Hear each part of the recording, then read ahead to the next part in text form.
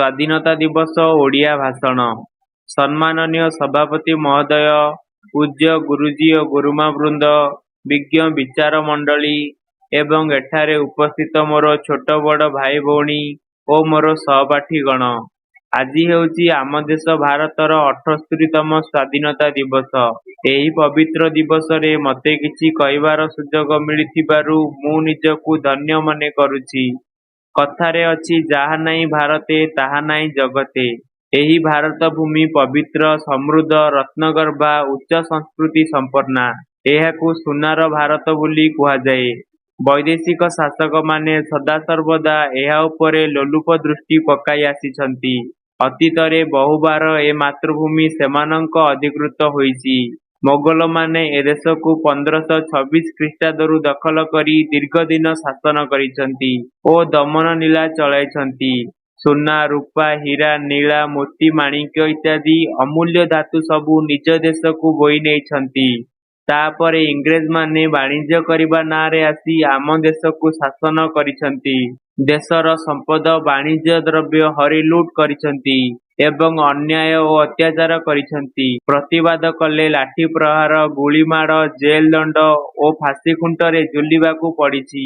ତା ସତ୍ତ୍ୱେ ଆମ ଦେଶର ସାହସୀ ଦେଶପ୍ରେମୀମାନେ ମାତୃଭୂମିକୁ ଇଂରେଜ ଶାସନରୁ ମୁକ୍ତ କରାଇବା ପାଇଁ ବ୍ରିଟିଶ ଫୌଜ ଆଗରେ ଠିଆ ହୋଇଛନ୍ତି। ପ୍ରକୃତ ସ୍ୱାଧୀନତା ଆନ୍ଦୋଳନ 1857ର ସିପାହୀ ବିଦ୍ରୋହରୁ ଶୁଭାରମ୍ଭ ହେଲା। ମଙ୍ଗଳ ପାଣ୍ଡେ ନାମକ ଜଣେ ସାହସୀ ଭାରତୀୟ ସିପାହୀ ଏହାର ଶୁଭାରମ୍ଭ କରିଥିଲେ କହିଲେ ଅତ୍ୟୁକ୍ତି ହେବ ନାହିଁ। ସମଗ୍ର ଭାରତରେ ଏହାର ପ୍ରଭାବ ପଡ଼ିଲା। ବ୍ରିଟିଶ ଫୌଜ ଆଧୁନିକ ଅସ୍ତ୍ରଶସ୍ତ୍ର ସାହାଯ୍ୟରେ ଏମାନଙ୍କୁ ଦମନ କଲେ। ପ୍ରତିବାଦ କଲେ ରକ୍ଷା ନାହିଁ। ତଥାପି ଧୀରେ ଧୀରେ ସାରା ଭାରତରେ ସ୍ୱାଧୀନତା ସଂଗ୍ରାମର ବିଦ୍ରୋହ ଦେଖାଦେଲା। ବହୁ ଦେଶପ୍ରେମୀ ଏଥିରେ ଝାସ ଦେଇ କାରାବରଣ କଲେ। ଭଗତ ସିଂ, ଚନ୍ଦ୍ରଶେଖର ଆଜାଦ, ଲକ୍ଷ୍ମଣ ନାୟକ, ଜୟୀରାଜଗୁରୁ ଇତ୍ୟାଦି ଫାଶୀଖୁଣ୍ଟରେ ଝୁଲି ଶହୀଦ ହେଲେ। ଶେଷରେ ଦେଶର ନେତୃତ୍ୱ ନେଲେ ମହାତ୍ମା ଗାନ୍ଧୀ ଓ ସୁଭାଷ ଚନ୍ଦ୍ର ବୋଷ, ଯେଉଁମାନେ ଦେଶବାସୀଙ୍କ ମନରେ ସ୍ୱାଧୀନତାର ଅଗ୍ନିକୁ ପରିବ୍ୟାପ୍ତ କଲେ। ଏହାର ଫଳସ୍ୱରୂପ ସ୍ୱାଧୀନତା ଆନ୍ଦୋଳନରେ କୋଟି କୋଟି ଦେଶବାସୀ ଭାଗ ନେଲେ। ନେତାଜୀଙ୍କ ସ୍ଲୋଗାନ "ମୋତେ ରକ୍ତ ଦିଅ, ମୁଁ ତୁମକୁ ସ୍ୱାଧୀନତା ଦେବି" ଓ ବାପୁଜୀଙ୍କ ଅହିଂସା ନୀତି ଆଗରେ ଇଂରେଜମାନେ ଶେଷରେ ମୁଣ୍ଡ ନୁଆଁଇଲେ। 1947 ମସିହା ଅଗଷ୍ଟ ମାସ 15 ତାରିଖରେ ଆମ ଦେଶ ସ୍ୱାଧୀନ ହେଲା। ସେବେଠାରୁ ଆମେ ସ୍ୱାଧୀନତା ଦିବସକୁ ପାଳନ କରି ଆସୁଛୁ।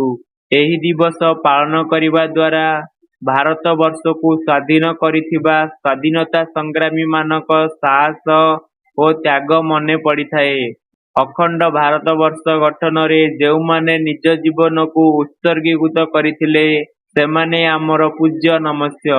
ମୁଁ ଏତିକି କହି ମୋର ବକ୍ତବ୍ୟ ଶେଷ କରୁଛି। ଜୟ ହିନ୍ଦ।